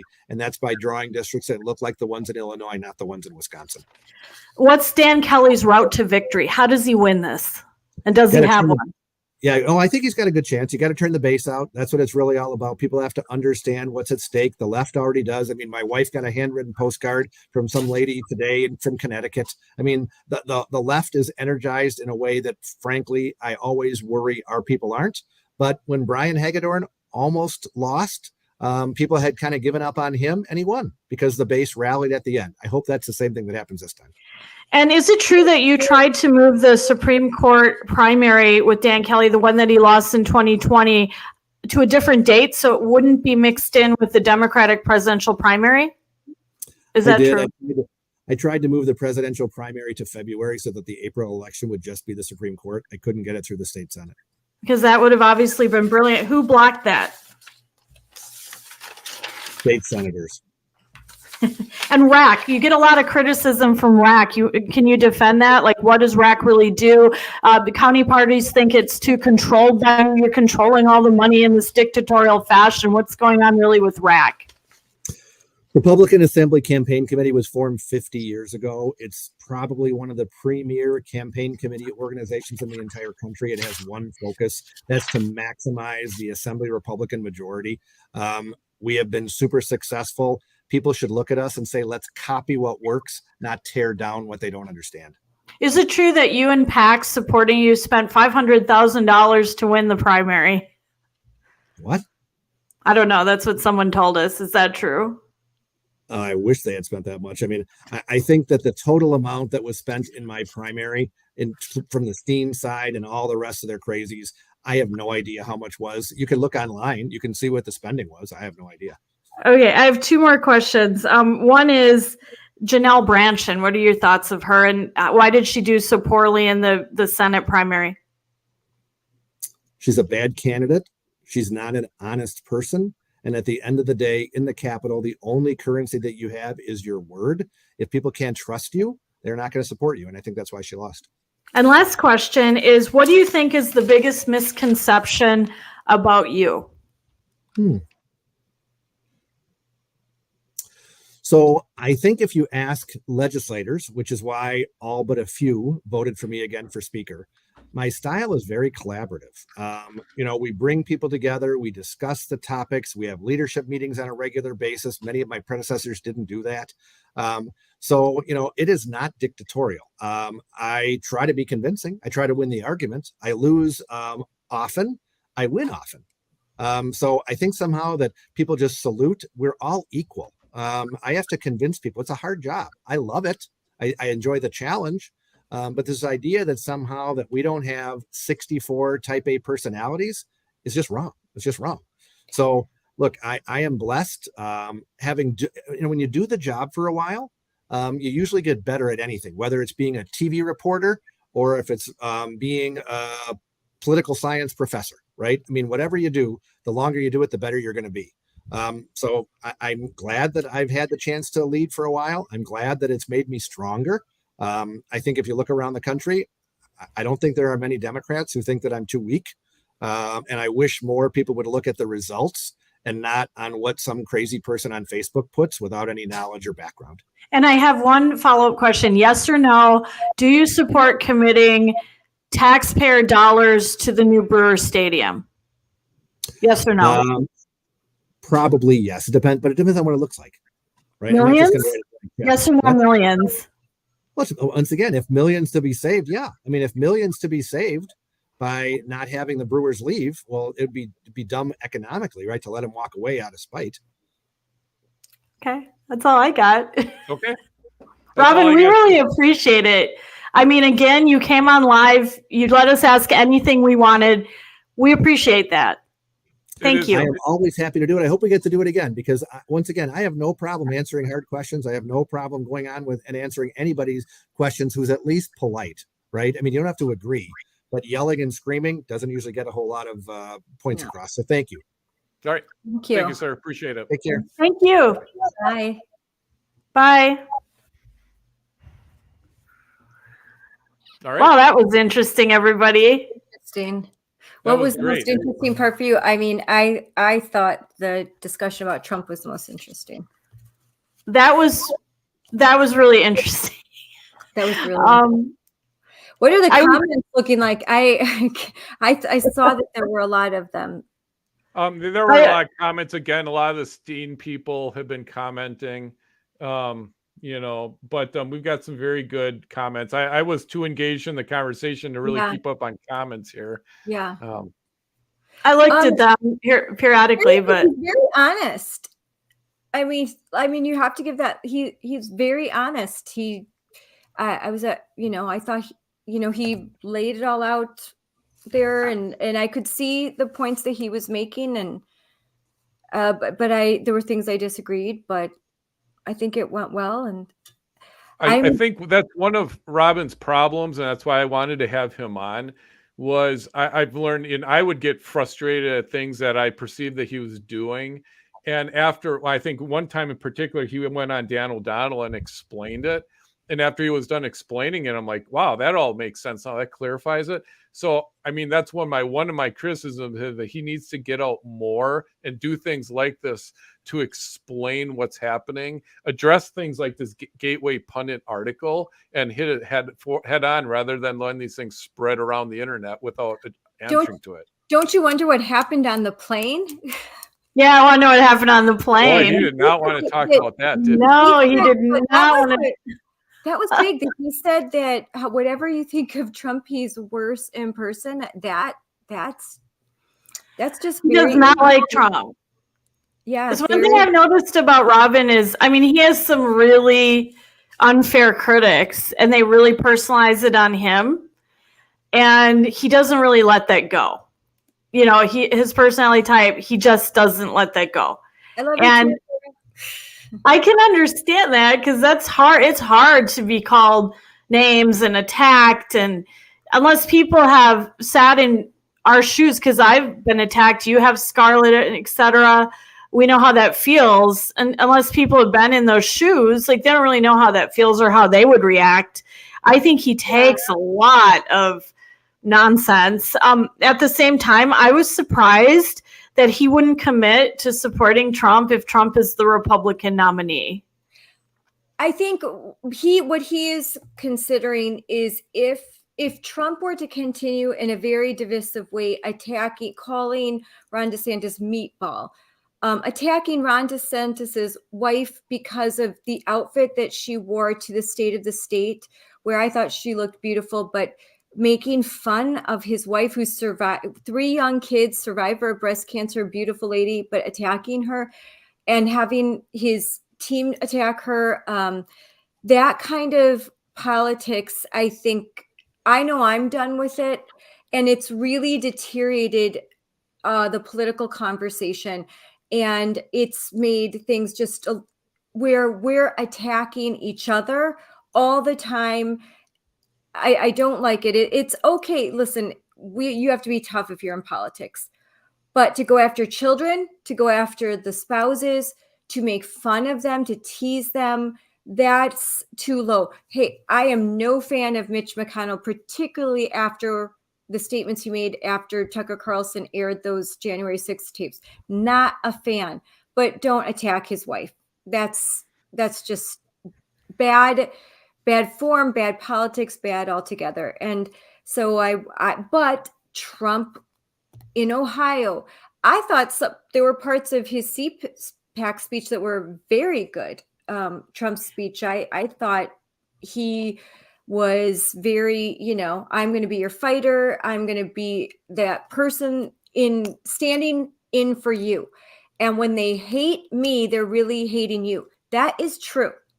The hatred for Trump is more about the hatred for us and for the working class and for the union workers, for the people that are the deplorables. That is still true.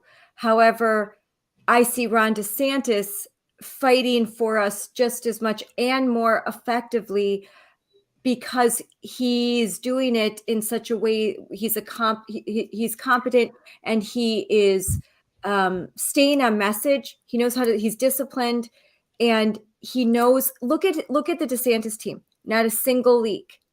No one leaks. They're loyal. He attracts high quality people. I think on Trump's team, leak after leak after leak, bad decisions as far as he didn't make all that good of choices, especially in the beginning, for members of his cabinet and his staff. So I think you look, and then frankly, I love Trump's leadership the first 3 years.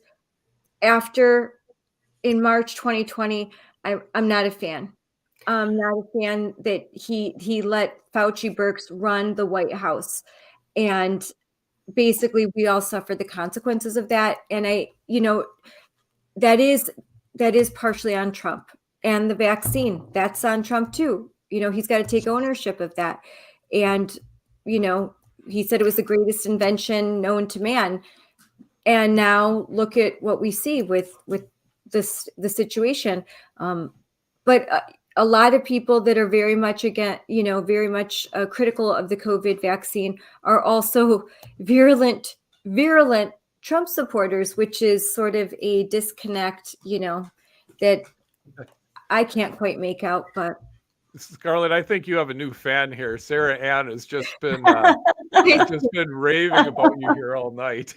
That's nice. I mean, on Trump, I go back and forth on Trump, and I get really frustrated by him.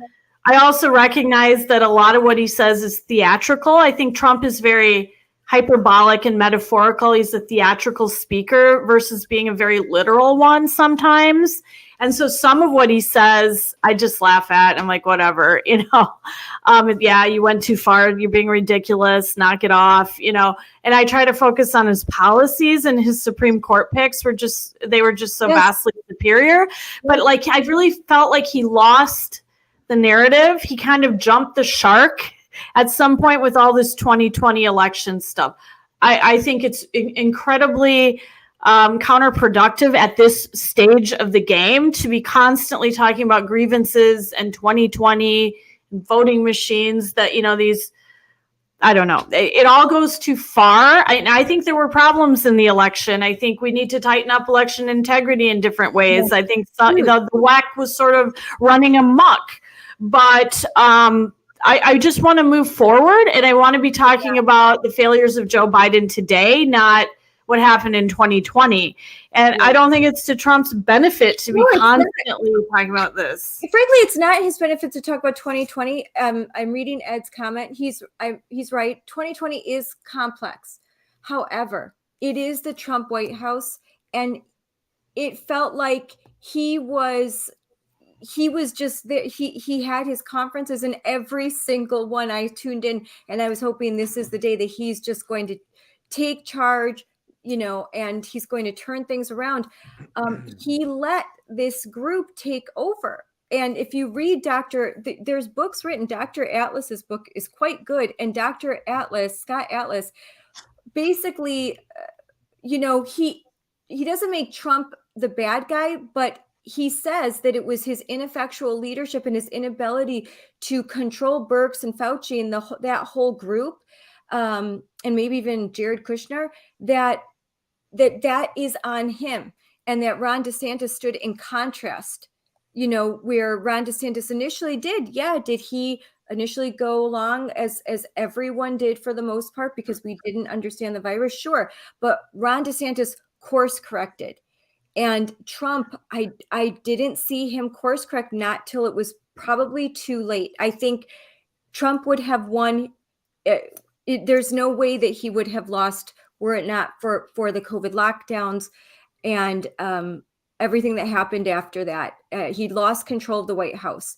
And, that's just sort of the way that I see it. That is my biggest problem. And, my kids suffered greatly under, and it's something that I just can't forget. And it's a very tough thing for me to overcome as far as. So circling back on like Robin and everything, I just wanted to clean up one thing that he said, and no reason in particular. I just don't think it's right to leave it stand. I mean, he mentioned Adrienne Melby and said she was certifiably insane. And I guess I don't like the personalization. So I would stipulate that she's not certifiably insane, that I don't know whether she's certifiably insane. I mean, I guess I just want to, I don't know.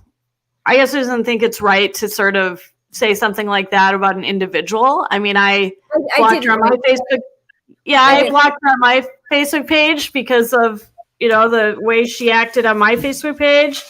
But I don't think he should mention as to anyone's mental state, I don't know. Such a high level of frustration what's going on down there, and I think what he's dealing with. I think those comments were made out of anger and frustration. I mean, I've had to unfortunately block most of those people too. You can't have any conversations. They just come out and start trashing and name calling, and eventually, I don't like blocking people myself, but it gets to a point where you can't have any kind of conversation with just people on there over and over and over again, poking you in the eyes without having any kind of reasonable response. And I'm certainly not defending some of the behavior. It does get really over the top. Sorry, Scarlett. No, and what Sarah and Sarah here, Trump changed everything and he stood up for us and the 2020 election being stolen. And I think the good part, Trump did change everything and he exposed the media for what they are. Trump from 2016 to March 2020,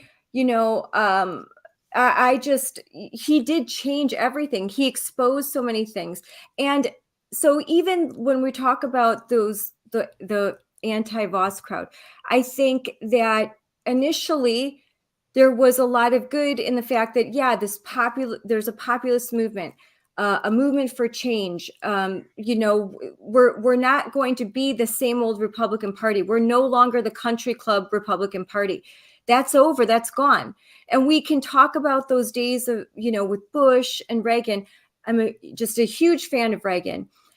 Reagan was more of a populist too, and he was not well loved. He's loved now, but he certainly wasn't. If you read about when he came into office, I mean, 1976, he nearly won, but lost because of those establishment Republicans. And then he won them over and won in 1980. But I think that we can't long for those good old days. They're gone. Okay. A lot of the old Republican base, they are now purple to blue. A lot of these women, they are very woke, it's a fact. And so we've got to move on as a party too, and we can't long for those days, days of old. But we also can't become like the woke. And so what I see with some of the people that he mentioned, I see behavior that looks like that which I fight every day. It's not based in reality, not speaking with reason, with logic. And it's a lot of bombastic, heated rhetoric instead of something that's rooted more in where I like to be, where let's be logical, let's be reasonable, and let's be tolerant of other Republicans. And let's not call everyone a rhino. I mean, they've called me a rhino. I mean, we'll stipulate you're no rhino. I mean, I would like to, let me just quick get a word in here. I would like to ask Matthew Allen, and he can respond on this if he wants, but do you see any foreseeable way that we can get the parties together? Vos and your group, and is there any way that you guys, it can be talked out, compromised, that we can bury the hatchet here so we can move forward, because this infighting is not doing anyone any good. And we all agree. We agree on 95% of things. We agree on so much, and there's maybe even the things that we disagree on. We may disagree with the style and the tactics more than anything, but we agree. And like Robin Vos, he agrees with us on 95% of things. But he has to legislate. He can't be an activist. He can't be like me. He actually has to run our state government, and that requires some compromise. And we may not always like that, but there's reason behind it. You do have to compromise. You do a little bit. It's just a fact of life, and we could get nothing. So we could run away. We don't have to agree with each other 100% of the time. If we can agree with each other on 80%, that's all that matters. Well, I agree. And I get sick and tired of just all the energy spent on Robin Vos from some factions of people who call themselves conservatives. And that's why I finally went on my wall and just said, enough. Like, there's other fish to fry, and they happen to be Democrats. Like, I think it's really just sort of wasted energy. Yeah, just the degree of the venom. Like, I'm not saying he should be immune from criticism. I think he said some things tonight that will get him some more criticism, and that some will get him praise. He shouldn't be immune from criticism, but the degree of the sort of vindictiveness and the venom directed at him, and the fact the former leader of the free world was like meddling in a local assembly race against a Republican. I'm kind of like, come on, we have a governor to defeat. We have a Democratic attorney general to defeat. Why isn't the energy funneled into those things? So Matthew Allen is saying that they would be willing to meet and talk about fixing the relationship with Vos. Maybe that's something that we can help foster that and get that going. Because there's probably more in common. Yeah. We have by we have this election coming up, and I think everyone, I am not concerned about the support for Dan Kelly. I'm not seeing any factionalization there. All Doro supporters are on board with Kelly, and she led the way. Very classy. Again, we talked about this last week. Very classy. Immediately endorsed Dan Kelly. There's just not an issue there. Chris Lawrence and a lot of people, including myself, who I did support Doro, but immediately I love Dan Kelly. It was a no-brainer. He's a brilliant guy and a great jurist, and he was a great Supreme Court member, and he was the deciding vote that basically opened up our state. So great. He's a great person. I'm happy to campaign for him. I'm going door knocking for him tomorrow. Happy to do it. And I think, so that's not a problem, but 2024, we have to come together, and we all have to say that we will support the Republican, the winner of the Republican primary, and be able to duke it out with, but not duke it out the ideas and the policy, but not the person. Okay. So duke out the policy, duke out the ideas. You don't have to go after the person. You don't have to go after them personally. You can say, I have a better idea, and criticize how they were in office. Sure. But don't go after them personally. And then when it's all done, it's a lot easier to come together when you haven't attacked them personally. You haven't attacked their family members. You haven't done things that are underhanded, and you think they're just too cute. That rubs people the wrong way. And frankly, it's not going to work again. This is not the winning formula for Trump or for anyone who supports him. It's not a good idea. If you really want Trump to be the next presidential nominee, a different tack is going to be necessary. It's not going to fly. The whole burn it down. That's not going to work. So Sarah Ann, we love you too. Yeah, you're a very, very valued member of our tribe. So don't at all think we've ever once. I love Sarah Ann. She's great. She keeps commenting. Yeah. Wonderful. Yeah, awesome. We love our followers here. So one thing about Robin, one thing he mentioned that I thought was a really good point was how people often believe he has all this mystical power and he has the power to do this and that and everything. And they're failing to account for the fact, like he said, I think he said, I'm one leg of a three-legged stool. The other legs being the executive branch, Tony Evers, and the judicial branch, the state Supreme Court, which right now is in conservative hands. But, Tony Evers blocks or would block a lot of the things that Robin would like to do. And then, honestly, the state Senate, the Republicans in the state Senate block some of the other things that he wants to do. Why is it always after Vos and not after? Right.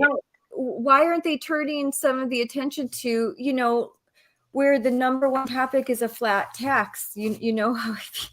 Nobody talks about the leadership of the state Senate, and they block some of the common sense things that Robin tries to do. I'm not saying Robin's perfect, but I do think he gets some unfair criticism where people are like, why didn't he do this? Why didn't he do that? Well, practically speaking, like pragmatically speaking, he won't get it past Evers.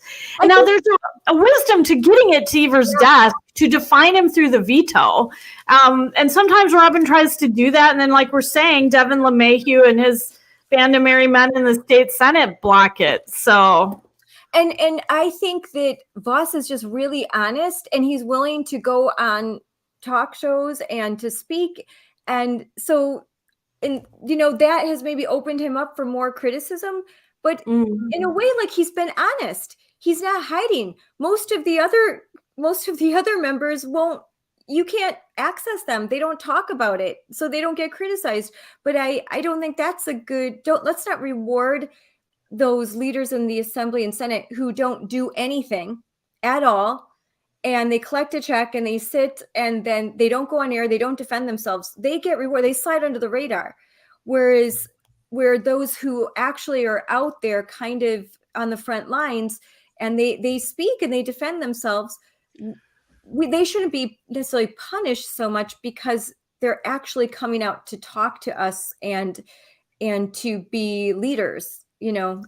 Robin's very strategic, and he has grown the Republican majorities, and he also got us very, very close to a supermajority, which would mean that they could do what they wanted, and Evers couldn't stop it, and that was quite a feat. And really close, 2 seats short of that. I look at his job. I think that's his job is really to retain and grow majorities. Obviously, to advance legislation that adheres to conservative principles as well. His job isn't to be popular; it's to grow and keep majorities. And look what we are 2 away. He's grown the majority. Yes. We're 2 away from having a super majority in the Assembly. I mean, we have that right now at the state Senate. If we had 2 more seats, we could override Evers on all these issues. 2 away, and that's kind of the big problem I had with the Steen group is they wanted to go up against Vos. Can you imagine if we would have lost Vos? No, Robin Vos is a Reagan conservative. He's not a Trump conservative, and that's okay because Reagan's pretty great. You don't have to be a Trump conservative. You can be a Reagan conservative. That's a big tent. That's not too much to ask. I love Trump conservatives. I love Reagan conservatives. Okay. Like I like them both, and they both have a lot to offer. We shouldn't have these purity tests that you have to absolutely, if you're in my tribe, you have to pledge a blood oath to Donald Trump. No, I don't, even if, I'm not against him, but why on earth should I have to do that? We're not the woke. We shouldn't act like that. We shouldn't demand that everyone think like us on everything. That's Matthew. Not okay. I'm going to flip your comment there, Matthew. I'm going to say that we need a supermajority in order to get fair elections. Interesting point, Jim. Yeah, that's a great point. or a Republican governor, but that ship has sailed. That's not going to happen for 4 years. So why don't we start focusing on getting our supermajority in the assembly? And, if there are ballot boxes, I liked what he had to say in the fact that if there's going to be ballot boxes, if we can't get rid of them, then let's get them where we can utilize them. Let's start to, because what I was going to mention is that there are areas of California where Republicans are getting sued because they have been so effective in using ballot boxes that they've won. That's how we got that majority. People realize that we won a whole bunch of races in California, and that is why we have the majority in the House right now nationally. And those majorities were attained because they put ballot boxes by churches. They put ballot boxes by gun ranges. They were harvesting legally, they were harvesting votes. And they did such a good job that the Democrats are actually suing the Republicans in California because of their ballot harvesting. Let's do such a good job that they have to sue us in Wisconsin because we are so effective at getting those votes. We are using the system that is in place that we can't change. If we can't change it, then we had better utilize it to our advantage. As a matter of fact, let's send our own handwritten postcards. I believe that effort's underway. And I think it's a brilliant idea. It actually worked. I saw it when I was doing in the recall, handwritten note cards from New York and Miami and San Francisco. They did work. People read a handwritten postcard. So let's do that. Let's write handwritten postcards. Let's start that effort. And there's a lot of room for optimism because there's a lot of money that has just been poured in for Dan Kelly. I think you guys know there's at least 3 different groups that are going to be working on ads for him. They're third-party ads. And my friend Sam Rogers sent me this note today that when you look at Trump's primary in 2020 in Wisconsin, he got 600,016 votes. Dan Kelly just got 693,000 plus votes. So Dan Kelly outperformed Donald Trump when you look at that as far as the primaries. So I think that's really good news. And that doesn't include the Doro supporters that will flip over to vote for Dan Kelly, and that there were a lot of voters that didn't vote in the primary that do plan to vote on April 4th. So I think we target the Ron Johnson voters. We get every Ron Johnson voter to the polls, we win. End of discussion.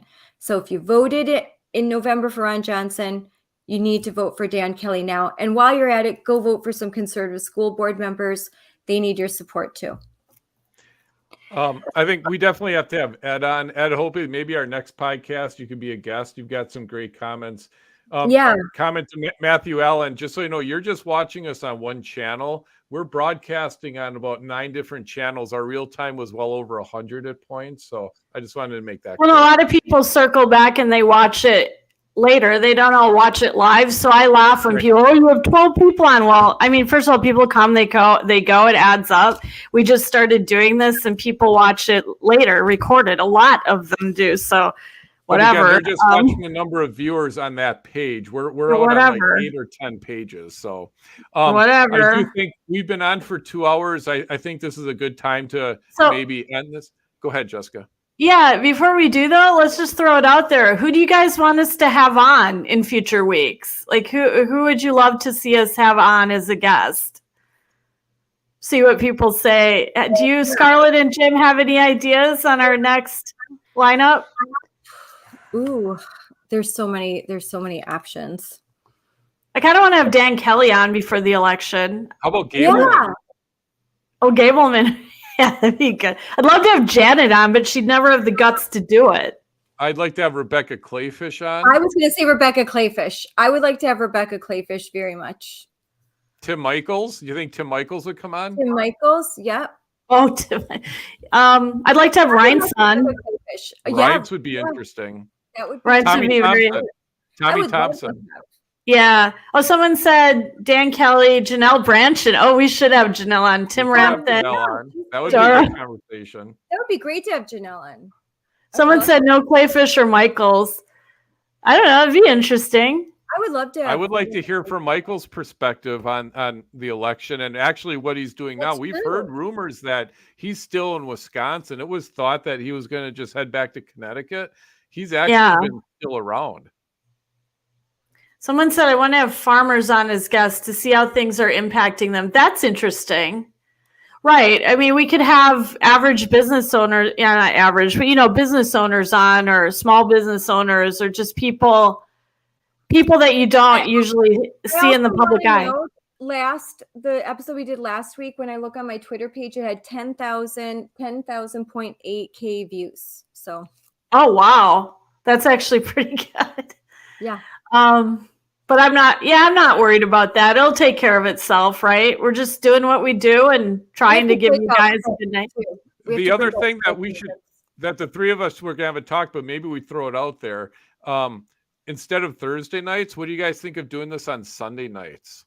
I would like to do it on Sunday night this week, because on Thursday, I don't know about you, Jessica, it's spring break. So I'm staying in town, but it is spring break for me as well. No, not next week. My spring break's the week after that. You're not in town on Sunday, are you, Jessica? No, Saturday and Sunday I'm going to be in Lac de Flambeau this weekend. I'm in town. So Monday, Tuesday, or Wednesday. I'm out of town from Thursday to Monday. It's really short. But I mean, here's the beauty of it. Like, if you're out of town, we could ask someone like Ed to fill in. If I'm out of town, we could ask someone else to fill in. Like, we could get Eric Toney on. He would be good. He'd be interesting.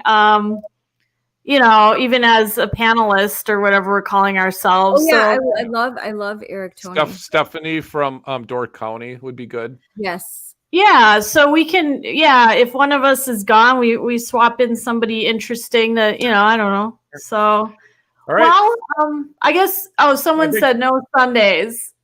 Oh, no Sundays. I don't know. Thursday nights are kind of working, Jim. They're sort of working. I don't know. I'm kind of liking our Thursday. All right, we can do Thursday, and then we do replays maybe on Sunday. That's fine. I don't know. Yeah. All right, we'll talk about it. All right. Thank you, Robert Ralph for Senate. Robert Ralph for Senate keeps saying hello, hello, hello. Why don't you're hitting me? I've been showing him. Yeah. Oh, he wants to be on. Well, we could have Robert on, sure. I don't know what he wants, but I think he wants us to say hi to him. Okay, we say hi. Hi, Robert. Hi, Robert. Partner. Love it. So, there you go, all right. Someone wants Sarah on Sunday. We should have Ed on next soon. I love. He's great. Yeah, he's great. We like Ed. Yeah, that would be good. All right, all. Thanks, guys. Bye. Bye.